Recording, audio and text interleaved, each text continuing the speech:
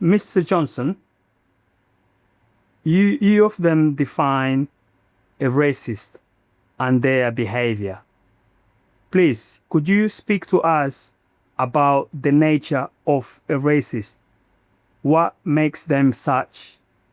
What is their nature?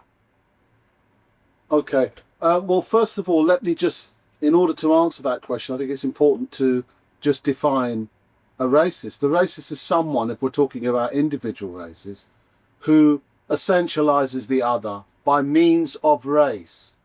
So because of the perceived race that the other person has, you might think you're superior. You base it on race, which means you can base it on color, culture, intelligence, blood, soul, whatever you want to do, but you're essentializing the other so that you discriminate against the other on the basis of race. That's a basic definition of what a racist person is. But notice it doesn't tell us the nature of a racist person in detail. I think that's what you're alluding to there.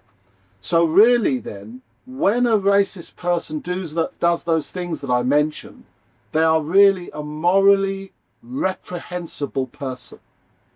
And some scholars even say that person is mentally disturbed. So the racist is morally reprehensible and mentally disturbed. Why? Because they lack the ability to see the humanity in someone else. Imagine you can't see the humanity in someone because they're a different color to you. Therefore, you lack humanity yourself. Now, if you lack humanity yourself, that's a dangerous position. You wouldn't want to be around a person like that. So a morally reprehensible person with a mental illness, that's really the nature of a racist person. And we can see that, for example, it's very complex still. We can see that in Immanuel Kant, the West's greatest philosopher. Now, he wrote a book called The Critique of Reason, which laid the basis for liberal democratic theory in European thought. But he also wrote stuff that people try to ignore, such as what he called his moral geography.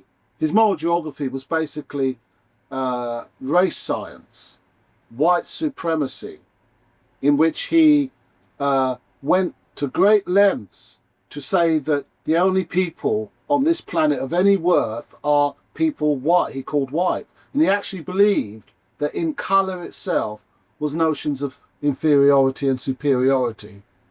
So that was his moral geography that he used. In fact, he was such a racist that he even said that slave owners should not use just a straightforward whip for people they enslave, but rather use a split bamboo, so it could get the blood out of black people. I mean, that's terribly racist, you see. So that's in his psyche. That is what he is. He's morally reprehensible, you see, and it's almost a mental illness, you see. We know it's a mental illness because the two works are a juxtaposition. You've got him writing The Critique of Reason, and then you've got him writing his moral geography. And at the end of his life, people are quick to tell us that he became more anti-racist or whatever.